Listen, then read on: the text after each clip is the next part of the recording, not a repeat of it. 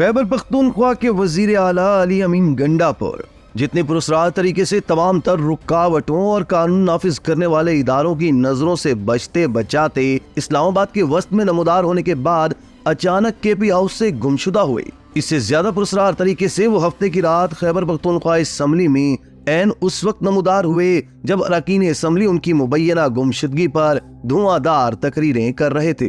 तशक्कुर digital की video में खुशामदी। नाज़रीन इकराम, खैबर पख्तूनख्वा असम्बली का इजलास अपने वजीर आला की पुरस्कार गुमशुदगी पर एहतजाज करने और लाहे अमल बनाने के लिए तलब किया गया था, लेकिन इस दौरान में अली अमीन गंडापुर ने वहां पहुंचकर घिसी पिटी तकरीर की और दावा किया कि वो 24 घंटे तक इस्लामाबाद में ही मौजूद थे, लेकिन पुलिस को नहीं मिली। अलबत्ता उन्होंने ये नहीं बताया कि वो क्यों और इस बार किससे मुलाकात के लिए रूपोश हुए थे। दोस्तों, वजीर आजम के सियासी मुशीर राना सनाउल्लाह ने कहा कि अली अमीन गंडापुर ड्रामा है और पूरी पीटीआई इस ड्रामे पर लगी थी कि वजीर आला मिसिंग पर्सन है। पाकिस्तान माशी बहरान से निकल रहा है, ये चाहते हैं बहरान से मुल्क न निकले, ये चाहते हैं SCO को सबुताज किया जाए। जब उन्होंने देखा कि ड्रामा नाकाम हो रहा है तो असम्बली में स्पीच कराई। पंजाब के लोगों को समझ आ गई ये मुल्क दुश्मन है, फितना है, मुल्क में अफरा तफरी और अनारकी चाहते हैं। वफाकी वजीर इत्तलात अताउल्लाह तारण ने कहा कि तारीख में ऐसा कभी नहीं हुआ कि लीडर रूपोश हो जाए। अली अमीन गंडापुर बताएं कि उन्होंने ये ड्रामा क्यों रचाया। कैंपेन शुरू की गई कि अली अमीन को अगवा कर लिया गया है, झूठ इनका वतीरा है, अमन अमान तबाह करने का उनका मंसूबा नाकाम हुआ, मुल्क की तरक्की में रुकावटें डालने वाले एक्सपोज होंगे। नाज़रीन, आपको बताएं कि अली अमीन गंडापुर का ये ड्रामा कोई नया नहीं है, इससे कबल भी वो ऐसे तमाशे कर चुके हैं। गुज़िश्ता माह इस्लामाबाद में संगजानी के मकाम पर तहरीक इंसाफ के जलसा में अली अमीन गंडापुर की इश्तियाल अंगेज तकरीर के बाद जब हुकूमत तहरीक इंसाफ के लीडरों को गिरफ्तार कर रही थी, तब भी खैबर पख्तूनख्वा के वजीर आला पुरस्कार तौर से गायब हो गए थे। 7-8 घंटे गुमशुदा रहने के बाद वो अचानक पेशावर में रौनवा हुए और बताया कि वो अहम मुलाकात के लिए किसी जगह गए थे। उस वक्त भी ना तो अली अमीन गंडापुर ने यह बताया कि वो किससे और किस मौजू पर बातचीत के लिए गए थे, और ना ही तहरीक इंसाफ ने इस बात पर माजरत की जरूरत महसूस की कि अपनी मर्जी से गायब हो जाने वाले लीडर को गुमशुदा कहते हुए एजेंसियों और हुकूमत पर अगवा का बेबुनियाद इल्जाम आयद किया था। अली अमीन गंडापुर से वजाहत तलब नहीं की गई कि वो तमाम राब्ते मुनक़ता करके एक ऐसे वक्त में किस मिशन पर रवाना हुए थे जिस वक्त पूरी पार्टी की आदत गिरफ्तारियों और पुलिस जबर का सामना कर रही थी। दोस्तों, इस पस मंजर में अली अमीन गंडापुर के किरदार और नेक नियति के बारे में सवालात सामने आते हैं। एक बार फिर वो बज़ाहिर इस्लामाबाद की डी ग्राउंड में एहतजाज करने और धरना देने के लिए पेशावर से निकले, लेकिन इस्लामाबाद पहुंचकर अचानक वहां से खैबर पख्तूनख्वा हाउस पहुंच गए। इस दौरान में पुलिस और रेंजर्स इन मुजाहिरीन से निपटने की कोशिश करती रही, जिनके बारे में वजीर दाखिला मोहसिन नकवी और इस्लामाबाद पुलिस का कहना था कि वो पेशावर लोग थे। उनमें KPK पुलिस के मुताद्दिद अहलकार भी शामिल थे। उनमें से 11 पुलिस वालों को तो वफाकी दारुल हुकूमत की पुलिस ने गिरफ्तार भी किया है।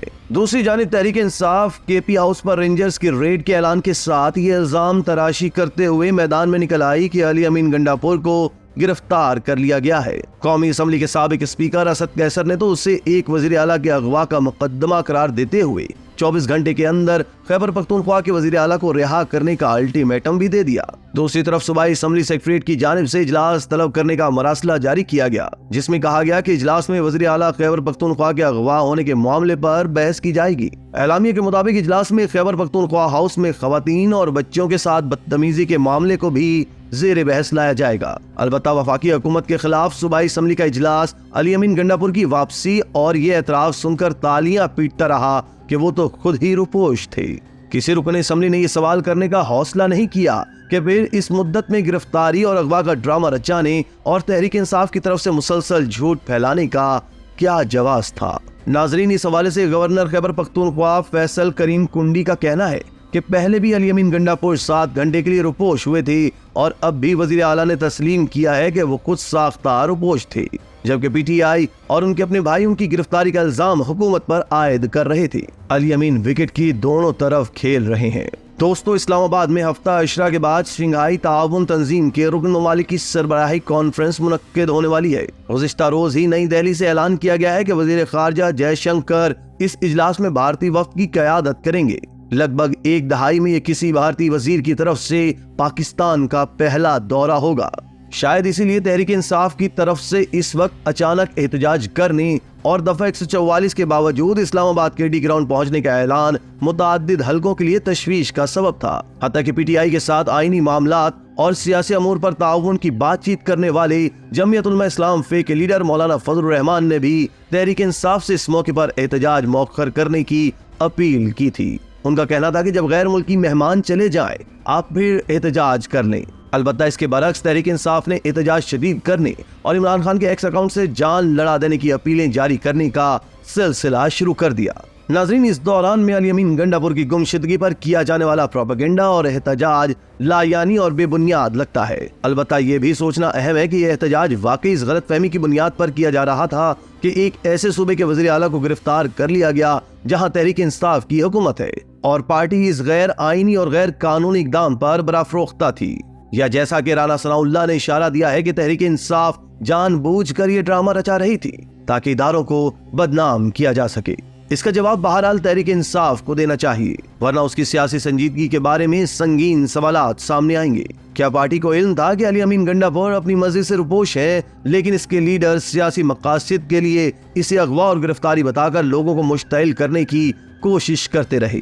क्या इस तरह की गैर जिम्मेदाराना हिकमत अमली को डी ग्राउंड पर एहतजाज में नाकामी पर बदहवासी समझा जाए, या इस तरीके से पार्टी किसी भी तरह अपने मायूस कुन कारकुनों और हमदर्दों को घरों से बाहर निकालने की कोशिश कर रही थी? इसी तरह की मजीद वीडियोस के लिए आप हमारा चैनल सब्सक्राइब करके बेल का आइकॉन प्रेस करें। इसके अलावा एहलियाने कराची के लिए रोजनामा तशक्कुर हर स्टॉल पर मौजूद है।